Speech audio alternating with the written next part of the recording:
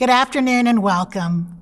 My name is Marilyn Mediette, and I'm a proud member of the class of 1975.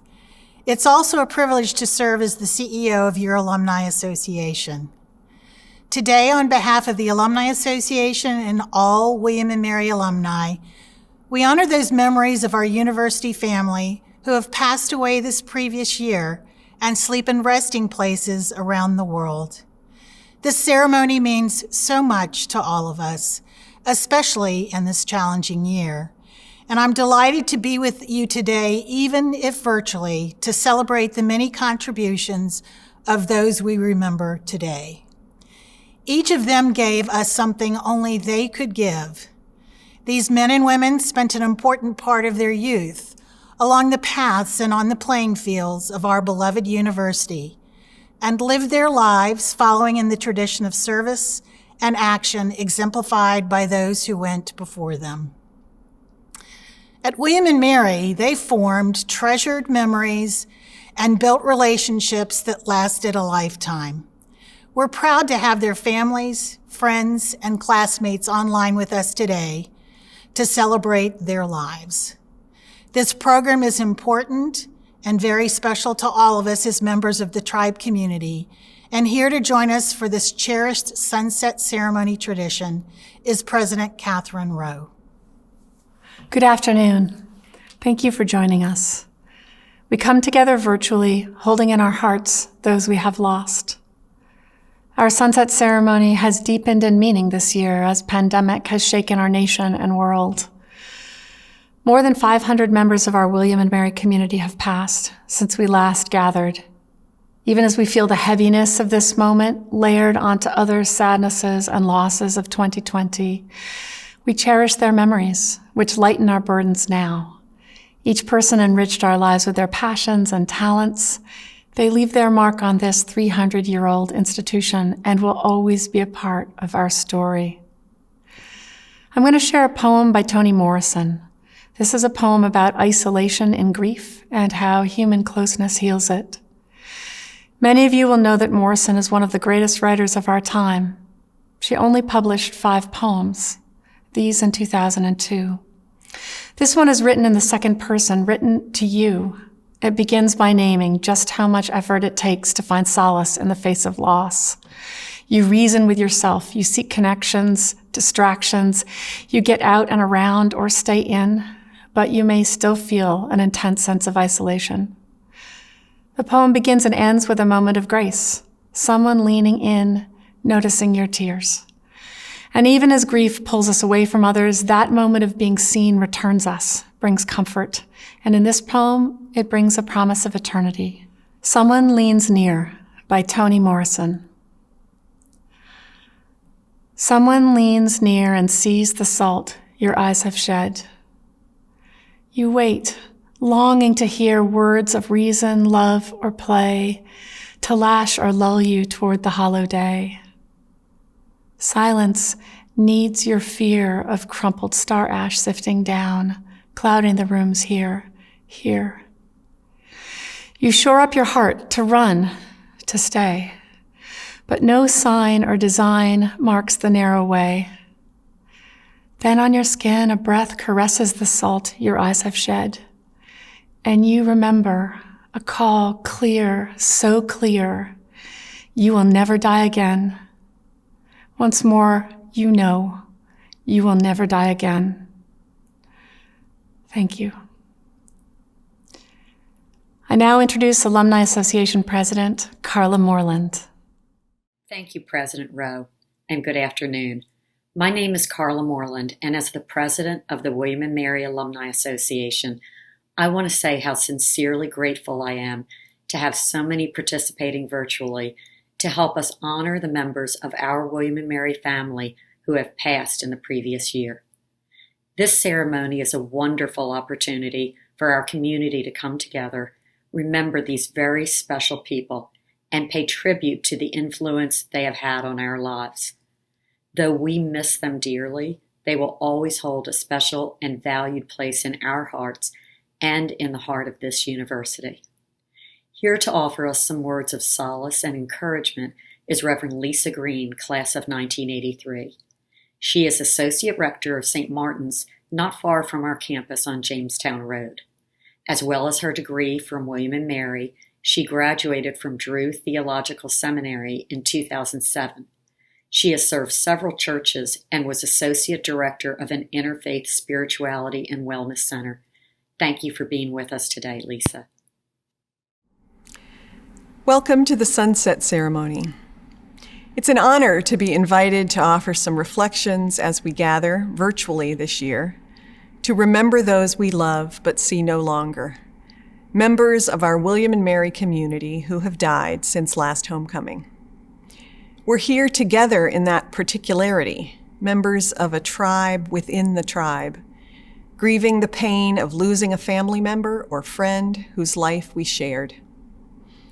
And this year, we're part of a much larger community of the bereaved, those mourning lost loved ones and the very coming together that helps us weather those losses. We're missing that sense of community.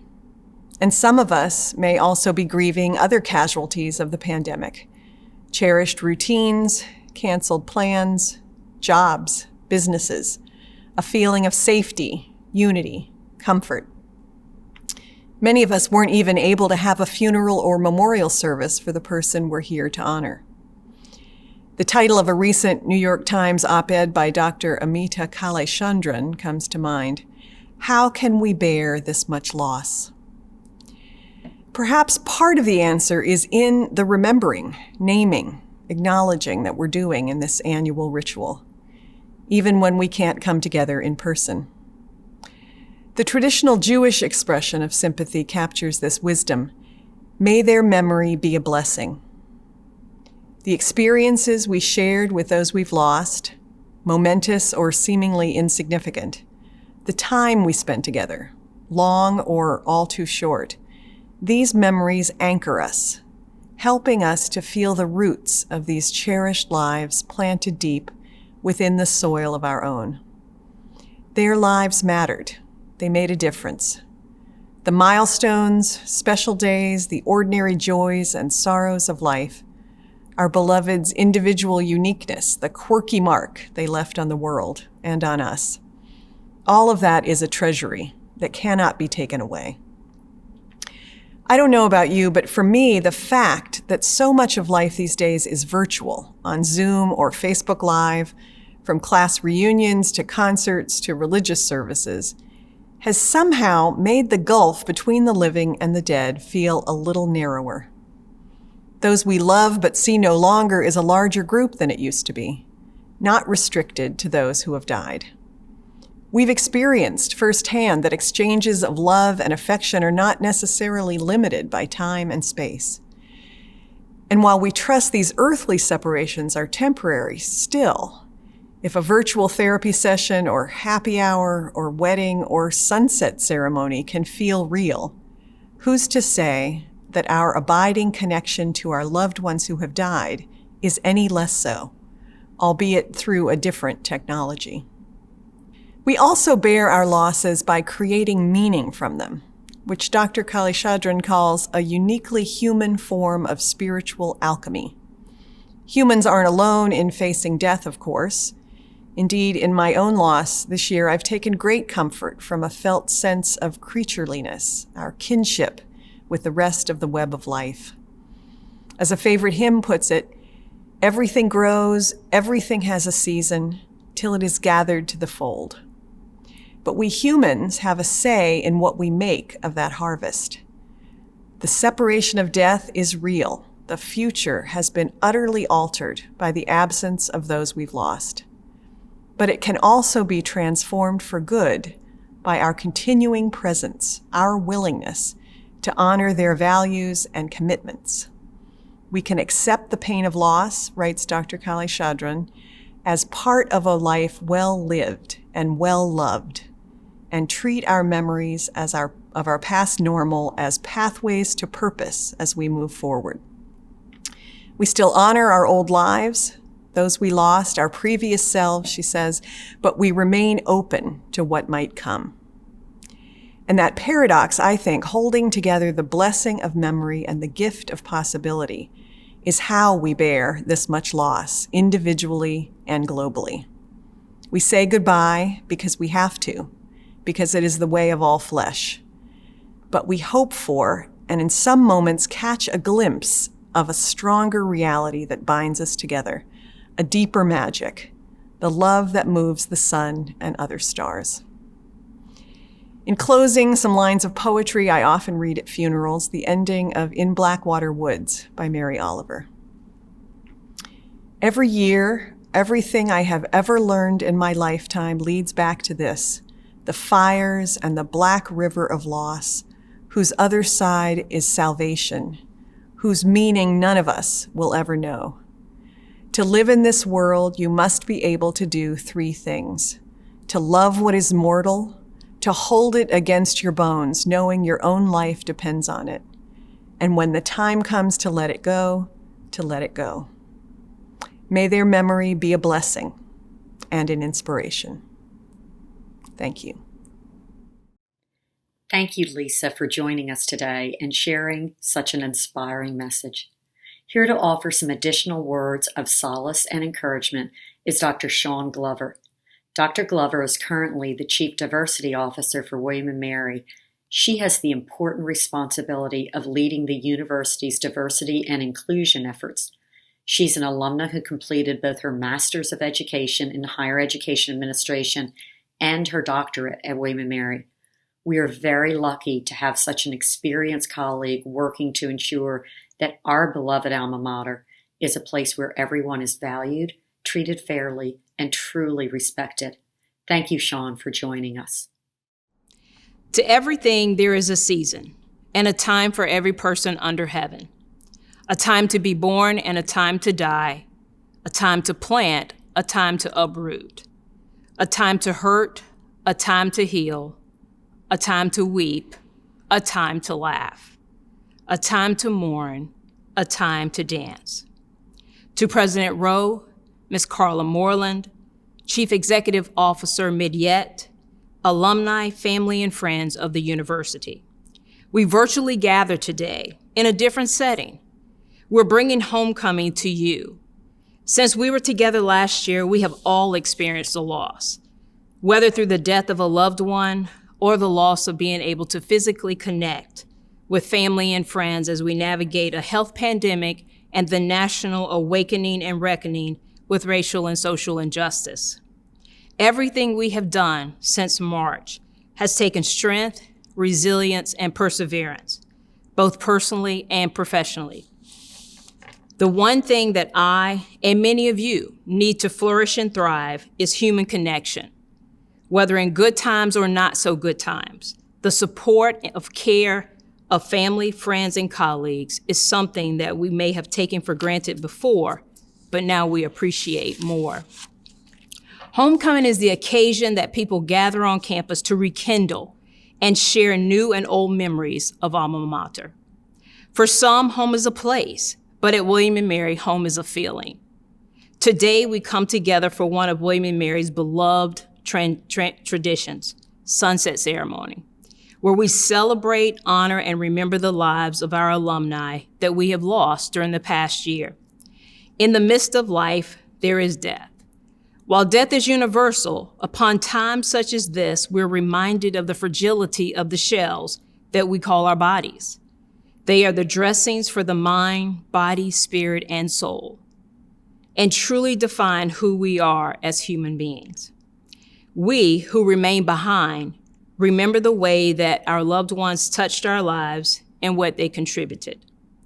It pains us that each is physically gone, but we are thankful that we had them in our lives and resolved to cherish the memory, knowing they will always continue to be within our hearts. For this moment, time remains still. Our diversity is our strength, and we represent many voices, ages, genders, and religions. But for this time, we are united as one tribe. Communities stand together in good times and bad times. If one of us is hurting, all of us feels that pain, whether through a listening ear or shoulder to lean on. As we share this moment in time together, it may be difficult as you remember your loved one and the special relationship that you shared on and off William & Mary's campus. As I close, I want to share with you one of my favorite poems, as I have had to read it many times this year, as I have suffered my own personal losses, and it always comforts and centers me. The poem was written by Linda Ellis and is entitled The Dash. I read of a man who stood to speak at the funeral of a friend. He referred to the dates on the tombstone from the beginning to the end. He noted that first came the date of birth and spoke the following date with tears. But he said what mattered most of all was the dash between those years. For that dash represents all the time they spent alive on earth. And now only those who love them know that that little line is worth a lot. For it matters not how much we own, the cars, the house, or the cash. What matters is how we live and love and how we spend our dash. So think about this long and hard. Are there things you'd like to change? For you never know how much time is left, and that can still be rearranged. If we could just slow down enough to consider what's true and real, and always try to understand the way other people feel, and be less quick to anger and show appreciation more, and love the people in our lives like we've never loved before. If we treat each other with respect and more often wear a smile, remembering that this special dash might only last a little while. So when your eulogy is being read, with your life's actions to rehash, would you be proud of the things they say about how you spent your dash? As we remember the precious lives beloved by so many, let us commit together that we will live our lives in such a way we honor our dash, by honoring their memory and being full of gratitude that the universe allowed our paths to cross. They loved William and Mary. They lived a full life and laughed often. They looked for the best in others and gave their best. Dr. Maya Angelou always spoke of a 19th century African-American song whose lyrics were, "When it looked like the sun wasn't gonna shine anymore, God put a rainbow in the clouds." Today and every day, let us commit to use our dash in a way that we try to always be a rainbow in someone's cloud. Time will never truly erase the emptiness and pain we feel, but they live in our lives as a memory, inspire us to strive and do so with purpose and dedication. We remember today that their life was an inspiration and their memory will be a benediction. Thank you and be well. The sunset ceremony has been a treasured William and Mary tradition for nearly 4 decades.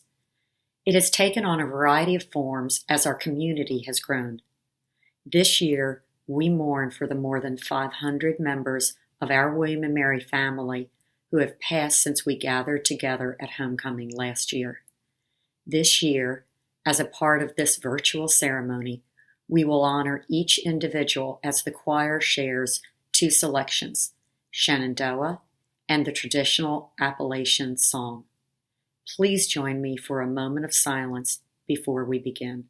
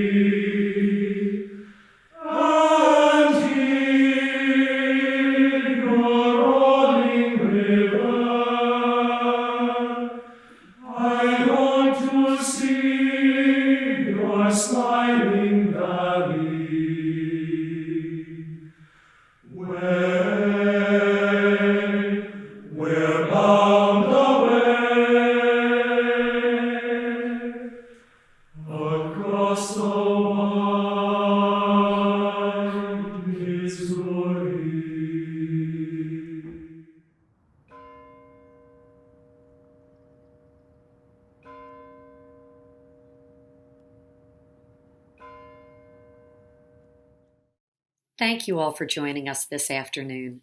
At this time, the choir will perform our alma mater. Please join in wherever you may be. Following the singing of our alma mater, the ceremony will conclude. Thank you. Hark the students' voices.